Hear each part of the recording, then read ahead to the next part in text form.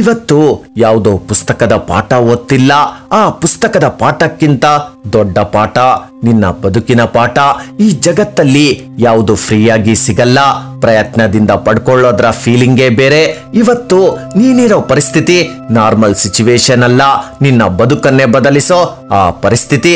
ನಿನ್ನನ್ನ ನೀನೊಂದು ಪ್ರಶ್ನೆ ಕೇಳ್ಕೊ, ನಿಜವಾಗ್ಲೂ ನೀನ್ ಟಾಪರ್ ಆಗ್ಬೇಕಾ?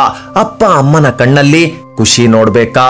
ಅದು ಒಬ್ಬ ಸಕ್ಸಸ್ಫುಲ್ ಮಗ ಅಥವಾ ಮಗಳನ್ನ ನೋಡಿದಾಗ ಮಾತ್ರ ಬರುತ್ತೆ.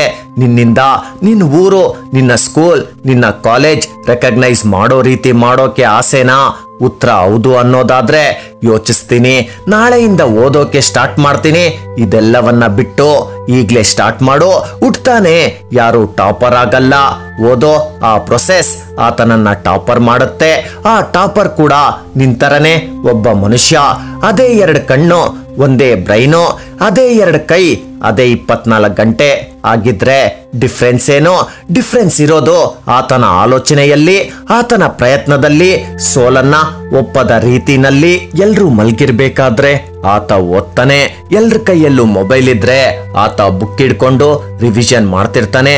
ಎಲ್ರೂ ಆರಾಮಾಗಿದ್ರೆ ಆತ ತನ್ನ ತಪ್ಪುಗಳನ್ನ ತಿದ್ಕೊಳ್ಳೋಕೆ ನೋಡ್ತಿರ್ತಾನೆ. ಈ ಎಕ್ಸಾಮ್ ನಲ್ಲಿ ಟಾಪರ್ ಆಗೋದು ಅದು ಜಾದು ಅಲ್ಲ, ಅದು ಪ್ರಯತ್ನ, ಫೋಕಸ್, ಡಿಟರ್ಮಿನೇಷನ್ ನ ಮಾತು. ಆಕ್ಟಿವ್ ಮೈಂಡ್ ಸೆಟ್ ಇಟ್ಕೋ. ಪ್ರತಿದಿನ ಬೆಳಗ್ಗೆದ್ದು ನಿನಗ್ ನೀನೇ ಹೇಳ್ಕೋ, ನಾನ್ ಟಾಪ್ ಮಾಡ್ಲೇಬೇಕು, ನನ್ನನ್ನ ನಾನು ಸಾಬೀತ್ ಮಾಡ್ಕೊಳ್ಳೇಬೇಕು. ಪ್ರತಿದಿನ ಪ್ರತಿ ಕೆಲಸದಲ್ಲೂ 100% ಕೊಡು. ಮೈಂಡ್ ನಿನ್ಗೆ ಸುಸ್ತಾಗಿದೆ ಅಂದಾಗ ಮನಸ್ಸಿಂದ ಯೋಚಿಸು. ಇನ್ನು ಈಗ ಸ್ಟಾರ್ಟ್ ಮಾಡಿದ್ಯಾ, ಮೊಬೈಲ್ ಅನ್ನೋ ಡಿಸ್ಟ್ರಾಕ್ಷನ್ ಇಂದ ದೂರ ಆಗೋ.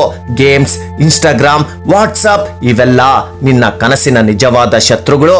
ಯೋಚಿಸು, ನೀನೊಂದು ಗಂಟೆ ಮೊಬೈಲ್ ನಲ್ಲಿ ಸ್ಕ್ರೋಲ್ ಮಾಡೋ ಟೈಮಲ್ಲಿ ನಿನ್ನ ಕಾಂಪಿಟೇಟರ್ 1 ಚಾಪ್ಟರ್ ಓದ್ ಮುಗಿಸಿರ್ತಾನೆ.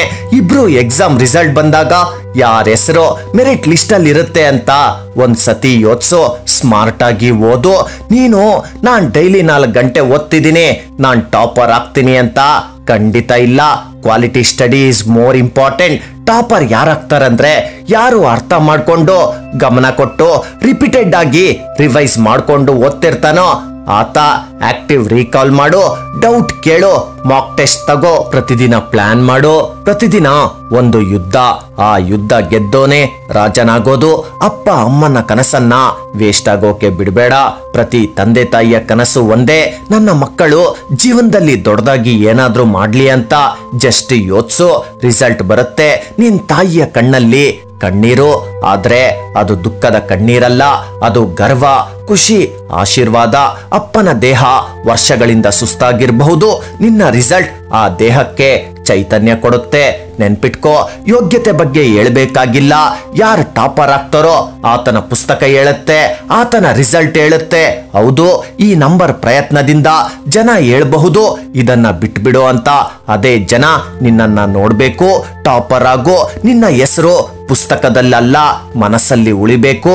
ನಿನಗೆ ಅಂತ ಟೈಮ್ ಬರಲ್ಲ, ಈಗಿರೋದೆ ನಿನ್ನ ಟೈಮ್. ಈಗ ನೀನ್ ಎದ್ದೇಳಿಲ್ಲ ಅಂದ್ರೆ ಜೀವನದಲ್ಲಿ ಯಾವತ್ತು ಎದ್ದೇಳಲ್ಲ. ನೀನು ನಿನ್ನ ಟಾಪರ್ ಆಗೋ ಕನಸಿನ ಮಧ್ಯೆ ಇರೋದು ನಿನ್ನ ಫೋಕಸ್, ಡಿಟರ್ಮೈಂಡ್ ಆಗಿರೋ ನಿನ್ನ ಎಫರ್ಟ್ಸ್ ಮಾತ್ರ. ಓದೋಕೆ ಸ್ಟಾರ್ಟ್ ಮಾಡು.